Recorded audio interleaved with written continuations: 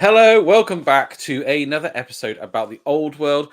Welcome to a little series that we're doing on the laws of magic. So today we will be your lore masters as we go through and deep dive battle magic. In the heat of battle, mighty wizards summon columns of fire to burn through the enemy. In the deadly swirl of melee combat, powerful warrior mages smite their foes with fists that fall like hammers. In the old world and beyond, battle magic is one of the most widely practiced magical arts. For here, battle is the one constant in life. Let's kick off with the signature spell, which was just mentioned in there. Hammer hands. Turn your hands into big old hammers and thump in your enemies. Hammer hand is an assailment spell with a casting value of 7+. Its range is combat. And the effect is a single enemy unit the caster is engaged in combat with suffers 2d3 strength 4 hits with an AP of -2. I really like that spell, Dan. For a signature, AP -2 against some knights would be excellent. Yeah, I think I agree. That's what I like about it. The strength is good enough. You know, it's not going to be super effective against your dragons and stuff like that. But for small and medium type troops and infantry and cavalry, yeah, the strength will be enough to get damage through. AP of -2 is very good in the new meta where, you know, even Bretonnian knights only have a 3+ save. So that's going to be knocked back to a 5+. Interesting that it's 2d3 hits, not d6. So you'd always get at least 2. And then if you say you're wounding on 4s or 3s, you're gonna cause a wound, aren't you? Which could make all the difference. So yeah, I think that it is a solid choice. To be fair. And then on to the lore itself. So the first spell we have got is the fireball. It's like your most classic spell, isn't it? The fireball. Yeah. This spell is classic Warhammer, isn't it? It's just classic any fantasy game, isn't it? I think. Yeah. So it's a magic missile, no surprises, a range of 24 inches, a casting value of 8+, and the target enemy unit suffers 2d6 strength 4 hits with an AP of dash, and it has the flaming attacks special rule. What are your thoughts, Tom? Great for clearing chaff. Love a magic missile or any kind of ranged, but it's not as potent as it used to be. It's lost that -1 AP that it had in 8th, but still pretty good. Yeah, I think because AP isn't tied to your strength now, so your wound is easy, but it doesn't quite have the AP that it carried. I agree with you, Tom. It's great for clearing chaff, and I think it will kind of scare opponents a bit. You know, potentially you'll roll in those 12 hits, and that is pretty devastating, or could be depending on the unit. The range is nice as well, 24 inches. You know, it's a magic missile, so it's done after the movement phase. So the range is effectively 24 inches plus the movement of your mage, which makes it pretty good, in my opinion. Yeah. Great counter battery against other archers, right? Yeah, definitely. Next, we have the Curse of Arrow Attraction, which is a hex, and it has a casting value of 7+, at a range of 21, so a nice big range again. Until your next start of turn subphase, you may re-roll any to hit of a natural 1 when shooting the target enemy unit. Oh, I love spells like this, Dan. A nice like force multiplier. So instead of you picking one of your units, every unit you choose to fire at an enemy unit gets a reroll of 1 when shooting. I think that's brilliant. I think it's good if you want to focus fire. So if you have multiple small shooting units, for example, now Glade Guard for Wood Elves can come in units of 5, and you had an enchantment spell and you can only cast it on 1 unit. This is a better option for you because you can then focus fire all of those units onto one enemy. But of course, it is tailored to just just attacking one unit. But if your enemy is bringing that big Death Star unit or a Horde unit and you want to have a go at whittling it down, it will definitely help you. As a hex spell, this is cast in the strategy phase, so 21 inches may or may not be enough, depending on the situation. If somebody knows you've got this spell, they may well be able to deploy out of the range of it. But definitely in subsequent turns, it's going to be useful, especially if you've got a gunline style army. They're going to be coming in range of you anyway, aren't they? Yeah, someone's going to want to close the distance. yeah, that's for sure. Next is Pillar of Fire. This is a spell that I really like, actually. The Battle Mage conjures a fireball, which quickly grows to become a towering pillar, loosed from their grasp, and it advances towards the enemy. It's a magical vortex with a casting value of 9 and a range of 12. It remains in play. Place a small 3-inch blast template so that its central hole is within 12 inches of the caster. Whilst in play, the template is treated as dangerous terrain. The template moves d6 inches in the direction of the caster's choosing during every start of turn subphase. Any unit, friend or foe, the moving template touches or moves over suffers d3 plus 3 strength 3 hits with an AP of -2, and these hits have the flaming attacks special rule.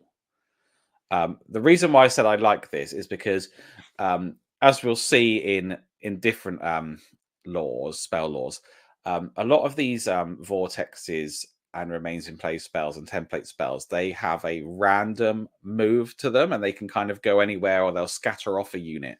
Whereas with the magical vortex, with the Pillar of Fire, your wizard like commands it and like pushes it in the direction that they will.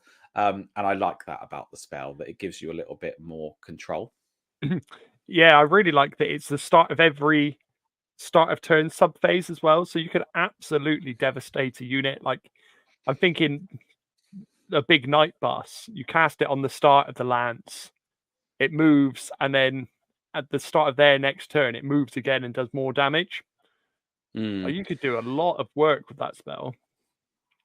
Yeah, and I think you'll be able to catch a couple of units. Like, if you think how people kind of deploy and how they move up, if you move up in your traditional kind of columns moving forwards, the range is small. It's only 12 inches away from you, but with a d6 move in the start of turn subphase, you might be able to then clip a couple units.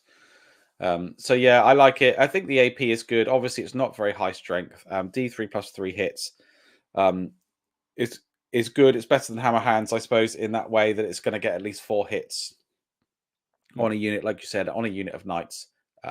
Pretty good. I keep using knights as the example, but I suppose I think this is going to be kind of knight meta, isn't it? They're fantastic models, and they've just been released, so like re-released. I'm going to talk about a lot of knights. I've got a big Bretonian box on its way. I'm talking knights. And the other thing to take note of is the dangerous terrain aspect of it. So if you cause an enemy unit to flee through it, they're then taking tests on a 1, and if they fail, they die. So it's another added bit of damage. Yeah, and it's just got to clip them, isn't it? So you could have it in front, so that if they need to march forward or move forward or charge forward, whatever, then they are going to go through dangerous terrain. Yeah. So yeah, there is that element to it as well. And the flaming attacks, along with the fireball, nullify regen. So I think 2 spells there that are pretty good against your skellies. Next, we've got Arcane Urgency. As the battle mage's allies march, time around them slows, allowing them to cover great distance in the blink of an eye. It's a conveyance spell with a casting value of 10, which I think might make it the most expensive spell in the lore. It has a range of 15 inches. If the target friendly unit is not fleeing and has already moved in the movement phase, it may immediately move again. I think that could be really good. We talk about a lot of zoning, and there's a lot of videos out there around zoning. So I think getting that extra value to your movement could be real clutch in some of these games now. I'm looking forward to seeing how it how it manifests in games and how people choose to take it, because there were some thoughts that maybe there would be more objective play, which that actually there isn't. So it's the game now is based around victory points and kill points in getting into certain units. I did think that it might be useful for a shooting unit because you can move and shoot, but then this kind of essentially means you could march and still shoot because you could do a double move. Yeah. And there are things I think it would be useful for. I used to play a lot of games with a lot of chaff and things like that, and getting in the way and getting your movement right was really important to redirect units. So I think it could be quite good on a little unit that you think is like one of your redirectors. If you could kind of surprise them and like move out and start to disrupt what your enemy thinks they're doing with their formations, stuff like that. But I'm just really looking forward to seeing how it plays out and the kind of shenanigans you can do where you make your cavalry like march down and then you can get an extra kind of reform in at the end or things like this and reposition yourself so that you're kind of in your enemy's flank. And I think it's the kind of spell that, like I said, it's going to be quite disruptive for your opponent. It's going to make them have to think, and you're going to be able to pull off all kinds of shenanigans. I think it's going to be best used in the hands of experienced players, more than say your hammer hands, which is a bit more obvious because you're wizards in combat, so you cast it. Yeah. So it's going to be a bit of a thinker, but I think if you pull it off right, it's gonna change the game. Yeah, I agree with that. Next, we have Oaken Shield, which is an enchantment spell casting value of 7+. Into your next starter's turn subphase, the caster and any unit they join have a 5+ ward save against any wounds suffered. That's filth. That might be one of the best spells in the lore. A 5+ ward saves, no joke. Yeah, and it's the cheapest spell to cast in the lore. It's as cheap as Curse of Our Attraction and Hammer Hand 7+. So especially if you've got like a level 4 wizard, it's going to be very, very easy to cast. So that's pretty good about it. It's cheap to get out there. Low level caster will be happy casting this. 7 is the average dice roll before modifiers, so you're pretty likely to get this through. And a 5+ ward save is great. Obviously, it's only on the caster and the unit they have joined, so it's on your mage's unit. So it's one of those spells where you don't always build your army around certain spells, but if you're taking the law of battle magic, and you're rolling for your spells, or you've got the law familiar and you can choose your spells, I think you are gonna begin to see people tailor their lists around this spell. If they know they're taking battle magic, you'll be quite aware that your wizard is going in a unit that you want to potentially have a 5+ ward save. I think it's cool because it leans into this kind of style of combat wizard where you've got a wizard who like is actually making his hands into hammers and walloping people, and then also like his unit is really strong and gets that buff back. I think that's cool. It's like it is like a battle battle magic for a battle wizard, isn't it? Who's going into combat and getting ready for that kind of fight. So I do like it. I think it's going to make certain units really tough. If you've got a heavy infantry unit with like a 4+ save and then you give them a 5+ ward, I think, and you've got a lot of them, I think that's where I see this going, and it's going to be super tough. Bretonnian Foot Knights. Bretonnian Foot Knights. Bretonnian Foot Knights, sword board, heavy armor, so 4+ with a 5+ ward. But then they already get a 6+ ward save anyway, don't they? If you don't take the first turn. Well, what's a good option then? Great swords, because they're plate, aren't they? They're heavy armor, aren't they? They're great swords are full plate. Yeah. Okay, so put this on a unit of great swords, something like that. They'll be a really formidable unit, I think. That's it's a good choice. I've put in my notes, I've put a little star next to that one because I think that's boss, especially for its casting value. It's just like a no-brainer, really, that one. That's the one that you're going to want to roll. And then the last spell here is the Curse of Cowardly Flight. This is a hex spell with a casting value of 9 and a range of 15 inches. The target enemy unit must immediately make a panic test. If the target unit automatically passes any panic tests it's required to make for any reason, it must still make this test, and should it fail, it will give ground.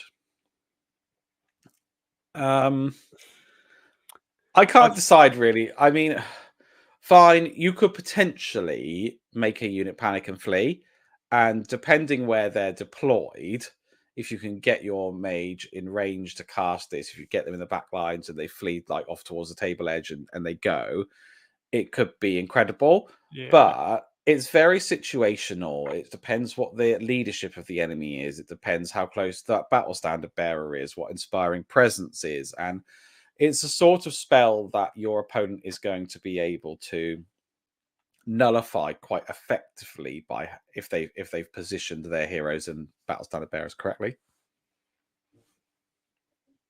Yeah, I mean, well, because it's a give ground, it's only 2 inches, isn't it?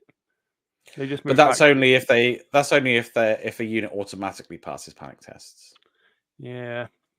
So if they don't, I think there's they a lot float, of like lower level, some of your stuff in the Ravening Hordes book. So like Savage Orc, quite low leadership, Orc boys, goblins, stuff like that. Skeletons, it might be really good against. but they'll only give ground because they're immune to psychology. Yeah, I think. I just think that a clever player will be able to nullify that and won't be too worried about it. It's still a game of dice, so it could still happen, but I don't think it's one of the better ones. All in all, Tom, what are your thoughts on Battle Magic? Yeah, I think it's good. It's all right. You can use it. It probably isn't the most standout in the core rulebook.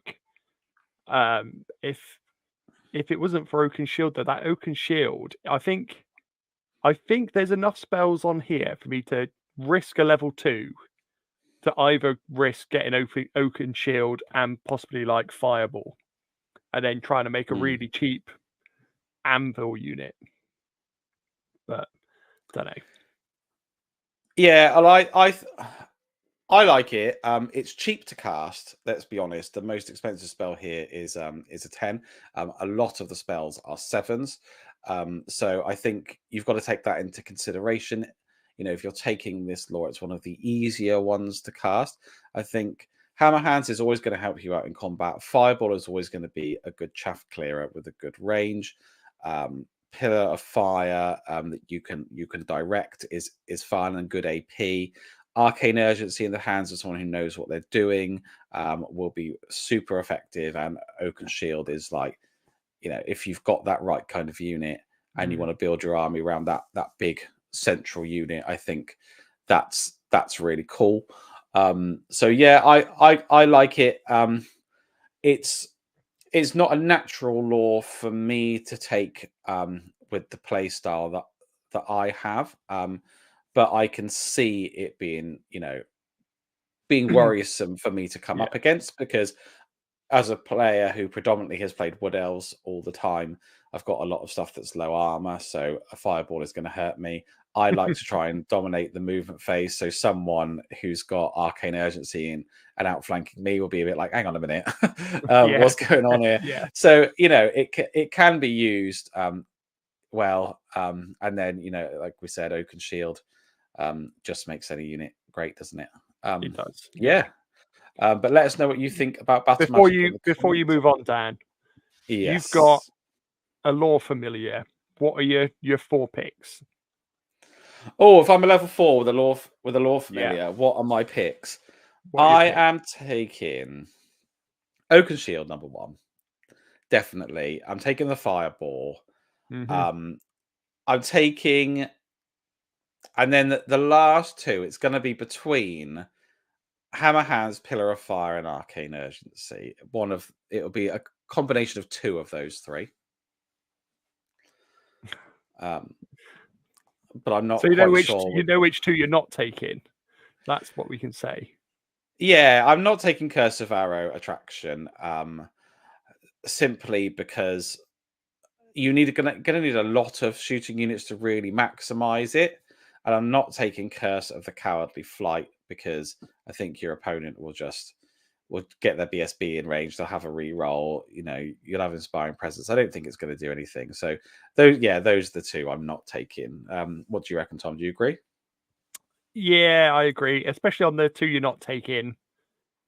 I really like Oaken Shield, Arcane Urgency, and then I'd like Pillar of Fire. I think you could be a bit of a bugger with Pillar of Fire and make people flee through dangerous terrain and do some kind of shenanigans. And then Fireball is just an excellent chaff clearance, isn't it? So yeah, cool. I'll go Fireball, Pillar of Fire, Arcane Urgency, Oaken Shield. They're my 4. Nice. So let us know in the comments what you think of Battle Magic. Let us know if you've been using it and what your greatest success is, especially with Arcane Urgency. I'd be quite interested to see what people have been up to with that. And we will be back next time where we will be talking about Demonology. Demonology. All the hexes. All right. Thank you very much. And we will catch you next time.